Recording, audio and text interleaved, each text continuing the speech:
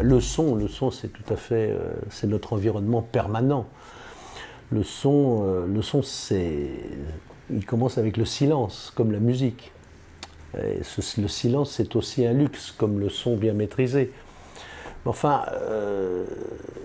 pour être musicien, en ce qui me concerne, puisque vous m'avez demandé en tant que musicien de venir vous rejoindre, la première des choses, pour un artiste musicien quel qu'il soit, c'est d'avoir une pensée du son.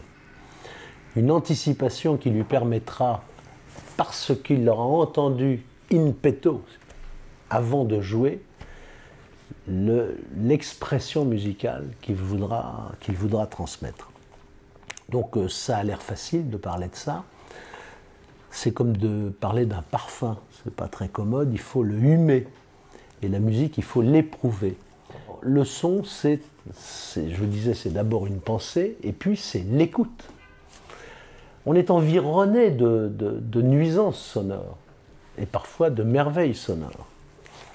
Alors les nuisances sonores, ça peut être un marteau-piqueur dans la rue, qui, si vous notez, marteau-piqueur devient de la musique concrète, mais ça peut être aussi de la musique dans les ascenseurs, ça peut être de la musique dans les grands magasins, des bruits de fond. Je trouve ça horrible, parce qu'on entend vaguement, mais on n'écoute pas. Or, un interlocuteur, quel qu'il soit, il produit le son de sa parole, qui est le fruit d'une pensée, et on doit l'écouter quand c'est la parole et l'entendre.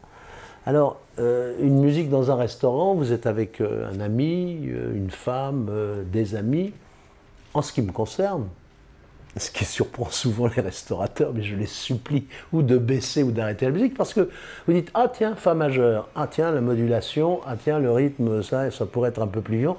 Ça nous raconte une histoire, bonne ou mauvaise, et on écoute moins la personne qui est en face. Moi, j'ai du mal avec les conversations croisées. Si vous voulez, j'aime bien, voilà, poser une question, qu'on m'y réponde, faire attention à ce qu'on me dit, et si j'entends du bruit autour de moi, je capte tous les bruits. C'est sans doute dû à mon métier. Mais quand vous voyez une partition, ça je suis en train de travailler un grand oratorio, vous avez flûte, hautbois, clarinette, basson, corde, trompette, timbale. Chaque instrument a un timbre. Chaque instrument est géographiquement placé dans l'orchestre. Donc le chef d'orchestre, avant d'être éventuellement un grand interprète, doit être quelqu'un qui met en ordre, qui est un ingénieur du son, quelqu'un qui donne l'avis, c'est formidable comme responsabilité, et qui est un serviteur. Alors il est serviteur de ceux qui ont écrit la musique, qui parfois ne l'ont jamais entendu, comme Beethoven, génie absolu. Vous imaginez que quand il a dirigé, quand il était à côté d'ailleurs du chef d'orchestre qui dirigeait la 9e symphonie à Vienne pour la première fois, il n'a pas entendu son œuvre. Et il y a une chose qui me bouleverse toujours, à la fin de l'œuvre, le public, enthousiasmé, se lève, applaudit à tout rompre. On fait se tourner Beethoven vers le public pour qu'il sente l'hommage qu'il lui a rendu, et 2 grosses larmes se mettent à couler sur ses yeux. De ses yeux, il n'avait pas entendu son œuvre, mais il voyait les gens qui étaient là. Et alors, c'était un son silencieux. Moi, je travaille avec le son en silence en permanence avant la répétition, parce que je dois identifier les périodes, les structures. Vous ne pouvez pas aborder, en ce qui me concerne, une œuvre, quelle qu'elle soit, sans conception. Et cette conception, elle est basée sur le rythme, sur le phrasé, sur la couleur, sur la dynamique, sur l'expression. Donc tout ça est un incroyable mélange dont vous devez, à l'intérieur duquel vous devez déterminer les zones principales, les chemins vicinaux, les routes secondaires, les autoroutes, et convaincre les musiciens que leur écoute n'est pas seulement ce qu'ils, eux, sont en train de jouer, mais aussi l'écoute du voisin.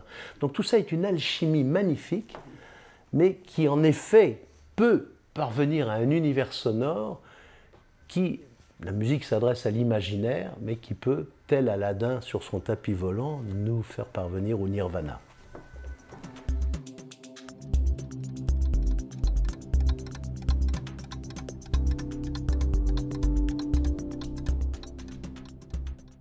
Écoutez, il y a le son généreux, le son inspirant et le son perturbateur. Le silence, c'est fondamental pour en faire émerger un son qui, en tant que musicien, va me gratifier. Donc, je vous parlais du son et de ses merveilles, mais il y a le son et ses nuisances. Or, nous sommes environnés de bruit, de lieux où parfois les gens parlent très fort parce que ça résonne, parce qu'il y a du bruit autour d'eux, de jeunes qui ont des écouteurs sur les oreilles. Moi, je conduis beaucoup dans Paris. Quelquefois, il faut éviter. Vous savez, vous avez des vélos qui ne se rendent pas compte qu'il y a une voiture derrière eux, qui n'entendent pas l'éventuel coup de klaxon dont on les avertit parce qu'ils ont des écouteurs sur les oreilles. Alors, le son, c'est à la fois une merveille et c'est un danger. Ça peut abîmer les oreilles, ça peut provoquer des acouphènes, ça peut rendre sourd. Enfin, rentrer dans une boîte de nuit avec des décibels, combien y a-t-il de décibels dans une boîte de nuit? Ce que je sais, c'est que ça résonne dans le ventre et qu'on ne peut pas parler. Bon, alors il y a des gens qui adorent ça. Moi, j'avoue que ça me provoque un choc physique qui n'est pas très agréable. J'ai une nouvelle salle de concert. L'ancienne était tout sauf convenante, sauf agréable. Et comme il y avait un bruit de fond permanent, qu'on n'identifiait pas vraiment, mais ça ne favorisait pas la concentration. Et aujourd'hui, nous avons une salle magnifique que j'ai réalisée avec un architecte qui s'appelle Pierre-Louis Carlier et un acousticien qui s'appelle Eckhard Kalle. Et je vous disais tout à l'heure, nous n'avons pas de bruit de fond inférieur à 15 dB. Donc dBA. Donc c'est rarissime. Je crois que c'est quand même... Et ça a alors favorisé extraordinairement et la concentration, et le comportement, et le sentiment que les artistes se sont sentis respectés. Bon, vous venez de me poser une question sur le son en général, mais il est très important de savoir que pour chaque métier, pour chaque activité, il y a des lieux dans lesquels le son est fondamental. Pour un orchestre, la salle de concert, c'est son instrument. Vous pouvez donner au meilleur interprète du monde le plus mauvais instrument, il jouera pas mal, mais il ne donnera pas la mesure de ses moyens. Vous pouvez, dans des lieux publics, attendre des gens une certaine concentration, une certaine communication. Si vous avez un son de cathédrale et des bruits dans les restaurants, par exemple, de casseroles, de verres qui s'entrechoquent, c'est une agression. Le son peut être à la fois une merveille, un enfer, et un pilori et une transcendance.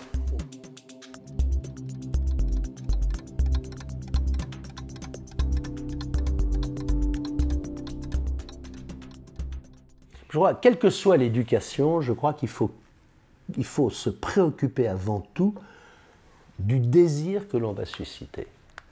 Vous savez, beaucoup d'enfants, dont moi-même, lorsque j'étais étudiant ou lycéen, ont souhaité avoir des professeurs qui les intéressent et beaucoup ne les intéressaient pas. Bon, c'est pas de la faute des professeurs, c'est des chimies qui marchent pas.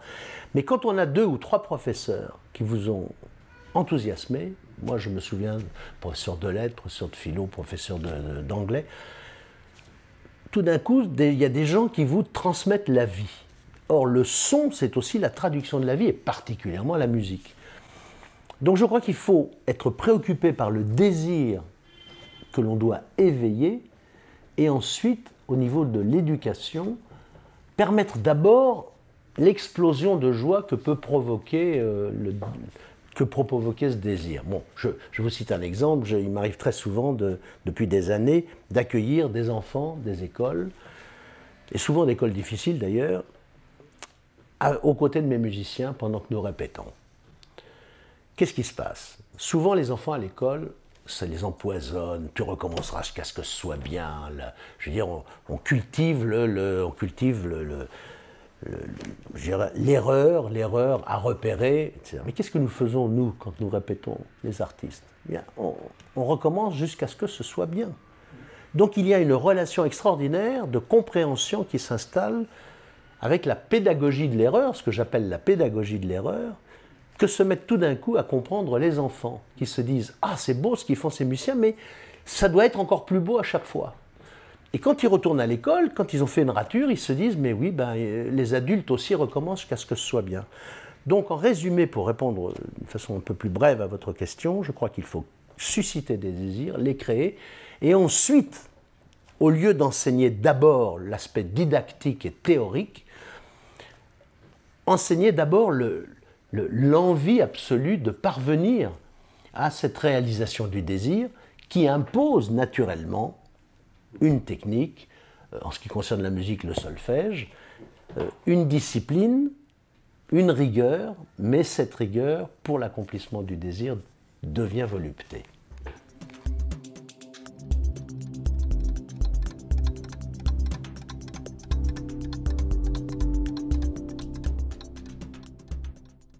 Je pense que le plaisir, si c'est possible, doit précéder la douleur. Oui, parce que quand vous avez le plaisir et que vous avez la douleur, vous vous souvenez du plaisir. Si vous avez la douleur d'abord, eh bien, quelquefois, c'est ça qui reste dans la mémoire. Je crois qu'il y a une imprimante, c'est la vie dans toute sa splendeur, qui est une merveille, c'est un chef-d'œuvre. La vie, ça peut être une chose, c'est une chose extraordinaire à respecter.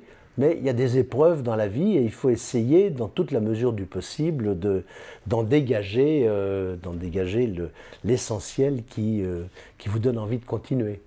C'est pas facile d'être un enfant, c'est pas facile d'être un étudiant, d'être un chercheur, de devenir un interprète, mais en général, c'est le fruit d'une espérance, d'une éthique, c'est le fruit d'un idéal, c'est le fruit d'une envie irrépressible.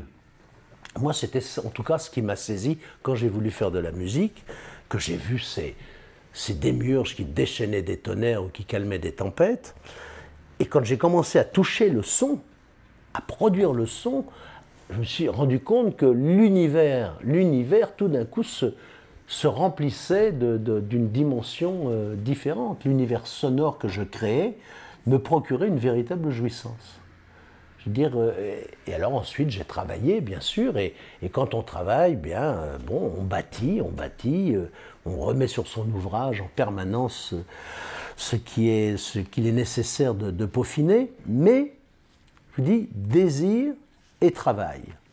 Et bon, oui, Braque a dit, l'art est une blessure qui devient lumière.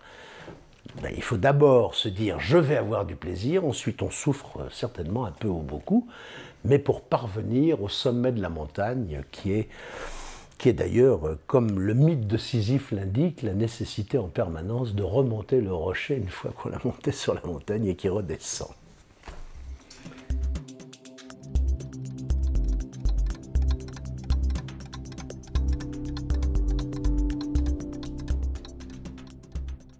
Les conservatoires sont là pour enseigner le classicisme. Et je vous disais tout à l'heure que jamais les orchestres, au fond, n'ont fait autant de progrès.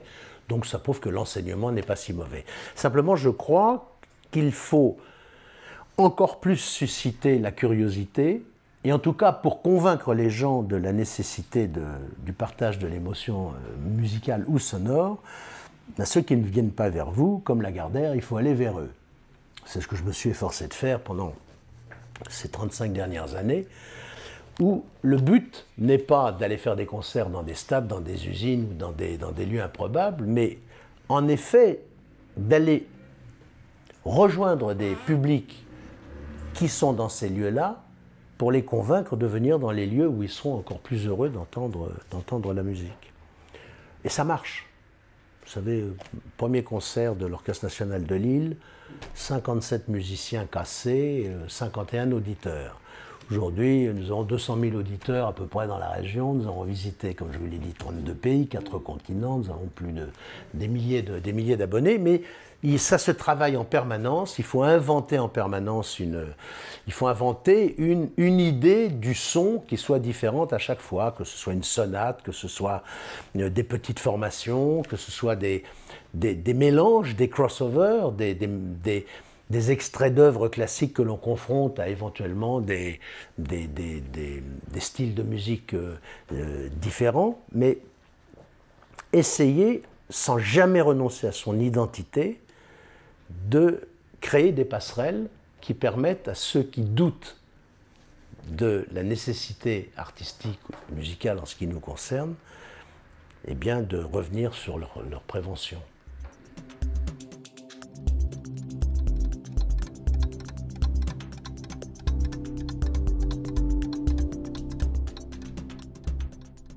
Ce que je souhaiterais, c'est que les ministres, quels qu'ils soient de la culture, s'intéresse à la culture dans toute son entité, c'est-à-dire qu'ils viennent aussi au contact des artistes et pas seulement de la littérature, du théâtre ou de la peinture, ce qui fait en principe l'apanage des prioritaires en France, mais aussi de les voir à des concerts, qu'ils parlent à des musiciens, qu'ils essayent de comprendre ce que c'est que ce club extraordinairement exigeant, un peu fermé, mais dont le but est de proposer une émotion dont on n'a jamais encore épuisé toutes les vertus de bonheur.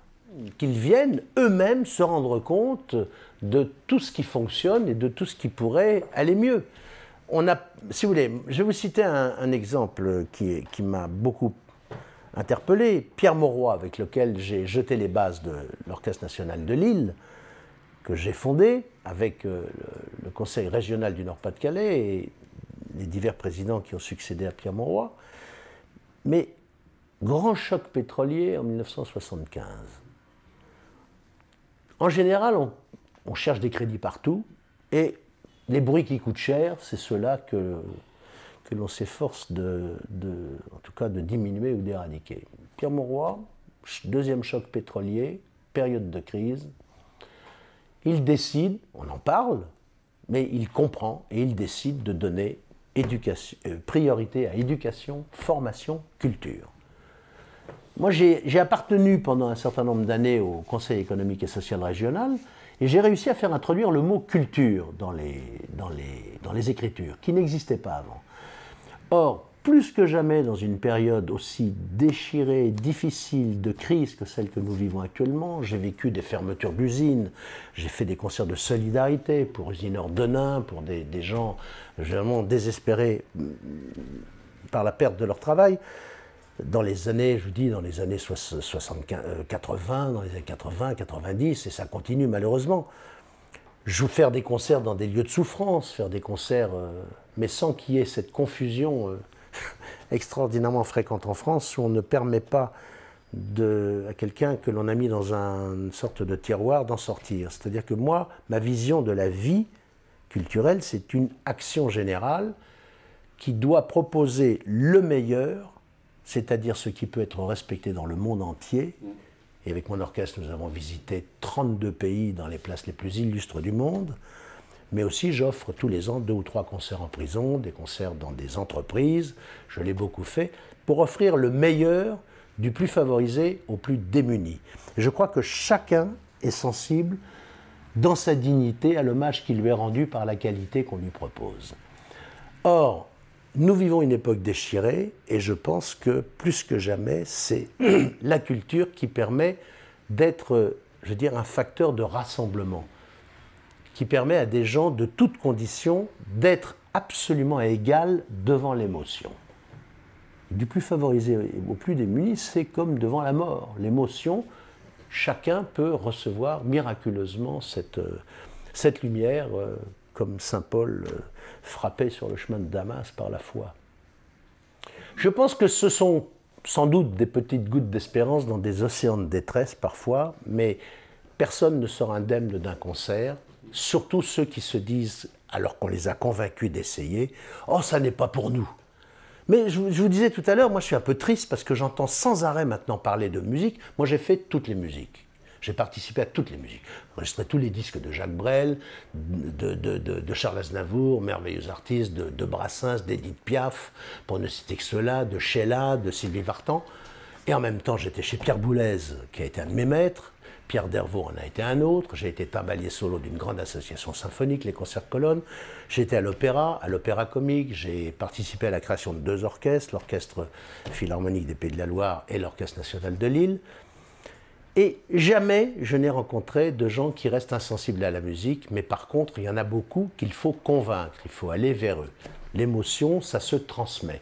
La musique, c'est une part de la vie de chaque individu, et je crois que le devoir d'un artiste, c'est de se poser la question, quelle est ma fonction, ma place et ma nécessité dans la société aujourd'hui? Et je crois que c'est le partage. Et le son aussi, ça se partage. Ça se partage en bien comme ça se partage en mal. Et on doit se poser la question aujourd'hui de quel est le son bénéfique et quel est le son qui sur le plan, en effet, sur le plan médical ou sur le plan physique, peut vous apporter des problèmes qu'il nous appartient de résoudre.